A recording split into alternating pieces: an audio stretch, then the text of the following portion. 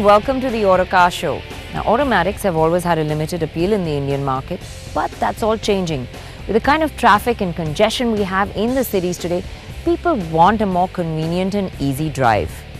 Well, with the advancements in technology and the improvements in fuel efficiency, automatics are now becoming more appealing. Let's take a look at the lineup of the mid-size automatics.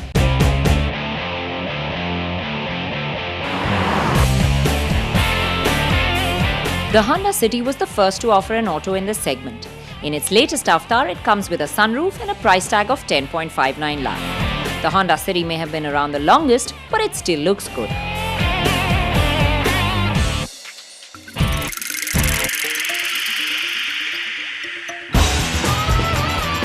The Hyundai Verna, definitely the most stylish with Hyundai's fluidic design, and it's the only one to offer a diesel auto. But since we have to make a fair comparison, it's the petrol auto priced at 10.05 lakh that we have here. The Skoda Rapid, a relative newcomer, has a simple design language that leans towards practical more than style. It's the most reasonable one around with a price tag of 9.38 lakh. Then there's the Ford Fiesta. With its attractive nose and heavy boot, it's a design that people will either love or hate. It has the segment's first double-clutch auto box and comes at a slightly pricey 9.96 lakh.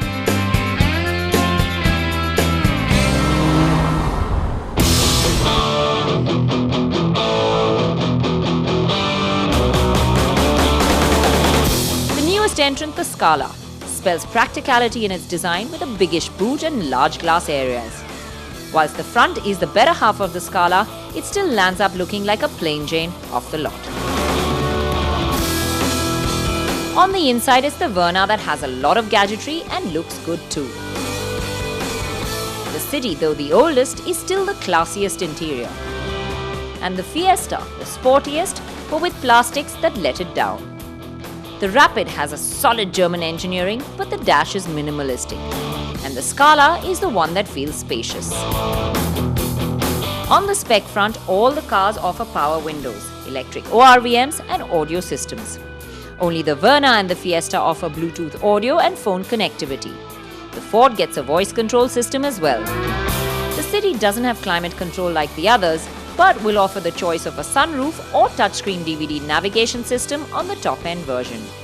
The Verna and Scala both have keyless entry and go, and the Verna is the only one to offer a reverse camera. Now under the hood, the Fiesta, City and Scala come with 1.5-litre motors, whilst the Verna and Rapid come with 1.6 motors to power them.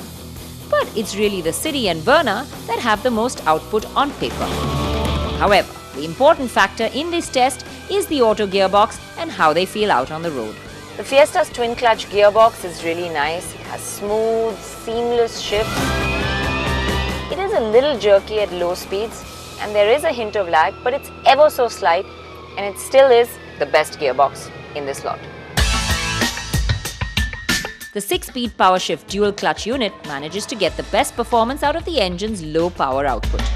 Despite its low speed quirks, it still feels its best in traffic, and you always find yourself in the right gear.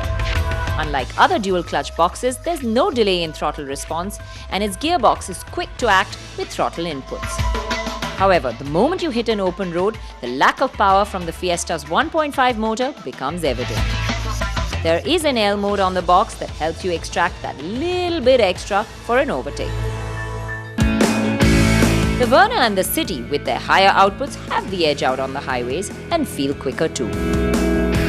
The City's engine has always been one that we've really loved.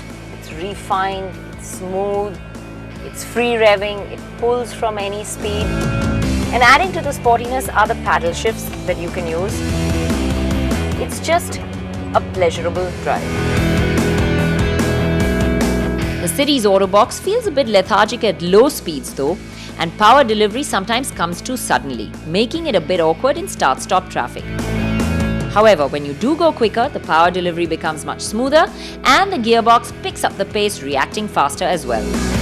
With the free revving motor, it makes the City a good long-distance cruiser. The Verna only has a 4-speed gearbox, but it uses the power well. Throttle responses are decent and it requires little or no effort to get going. The Verna does really well at half throttle and it feels effortless. The engine is the most refined of the lot too. The Scala is the only one in this segment to use a CVT. The Scala CVT gearbox is really nice. In fact, in city traffic, it feels really good to put your foot down, get a move on, amble around easily. There's no jerkiness. But here's the problem. Put your foot down and it really makes the engine feel strained and noisy. So it's not that great out on the highway. If it's linear power delivery you are looking for, then the Rapid does it best. Shifts are seamless and it does fine in traffic. But the gearbox is slow to respond and the engine's relative lack of torque in its mid-range makes it tough to put your foot down and go past anything. Since most of the power is at the top, you have to work the engine hard, which makes it noisy. Well, as far as the engines and gearboxes go, there's a bit of give and take. But when it comes to handling, there's one clear winner. The Fiesta is nice and sporty to drive. The steering is sharp, handling is taut, and just the way it goes around corners makes it a pleasure to drive. It's not only that, the fact that combined with this great handling is good ride quality. It's flat, it's composed, and it just doesn't feel ruffled over the bumps or potholes. Dynamically, undoubtedly, this is the best package. The sporty seats and steering add to this feel, and the driving position is just right too. Although people of a larger build might find the seats a bit too snug. The suspension does feel a little stiff at low speeds, but the car feels tough. And despite the Indian roads being the way they are, there's very little that can ruffle the Fiesta. Now, if you're buying into auto, it means that you are more intent on being in the driver's seat. But for what it's worth, for your passengers, we must assess the back seats too. So, the Rapids is a little softer than the Fiesta, but it deals with the Indian roads well. There's a certain softness and suppleness to the ride of the Rapid. And with the amount of space, this back seat is a comfortable place to be. The Rapid feels very stable at high speeds and comes second to the Fiesta in the handling department. The City has a light steering, but its accurate and good grip make it better than you would think around the corners. On the ride front, it isn't as composed as the Fiesta or the Rapid. However, it does absorb the bumps and lumps pretty well, but with the suspension being noisy and the cabin lacking insulation from the road and other noises, it loses out. Scala is pretty similar to the City. The suspension isn't too bad, but there's a lot of noise, including a hollow humming, which makes it feel lumpier than it is. What the Scala does have going for it, though, is spaciousness. There's ample legroom, as you can see here in the back of the Scala, and you can really stretch out in this one. The tall people in your family will be really happy in this back seat. Handling is not the Scala's strength, and being the practical car that it is, it doesn't make for a very exciting drive. The sore loser in this department is really the Verna. It's way too soft. Though this helps its ride at low speeds, anything more than that, it pitches and wallows. The handling is as unruly as well. It has an overly light steering and the suspension is easy to unsettle. It doesn't offer any confidence to the driver. But let's get down to brass tacks. How much will these pinch your pocket? Well, the Scala with its lightweight and CVT returns the best, with 10.7 km per litre in the city and 16 km per litre on the highway, giving it an overall average of 13.35. The Ford Fiesta and the City are a close match, coming in second, with 12.7 overall for the Fiesta and 12.5 overall for the City. The Verna and Rapid drank a lot more, with the Verna returning only 8.5 in the city and 14.1 on the highway, which makes its overall average 11.3, whilst the Rapid returned 8.2 in the city and 14.5 on the highway. Well, let's get our priorities straight. Now that we're talking about automatics, it's not about the backseat and comfort, it's more about the experience of being behind the wheel.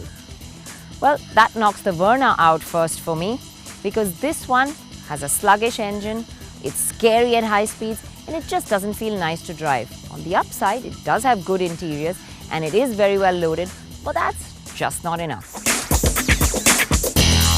And then we have the Scala. Now the Scala is easy to drive in the city and very nice for traffic conditions, but when it comes to outright performance, it just doesn't have it. Feels a little lackluster and refinement levels aren't too great either. Now this leaves us with the Rapid, which is well built, it's got a good engine, it's comfortable and it's a good all-rounder, but it really doesn't stand out in any area. Now this brings us to the city. With its strong engine and good driving position, it's really a nice car to be behind the wheel in. But it just doesn't feel as well built as the others, and the fact that it's 5 years old, it is getting on a bit. Now that leaves us with the Fiesta. The biggest sore point of the Fiesta is the fact that it has a cramped backseat. Well, for the job on hand, it's really not what matters. So with its good gearbox, nice engine, snug seats that make you really comfortable in your driving position, and in fact just the sheer way it drives makes it the car you'd be happiest to be behind the wheel in.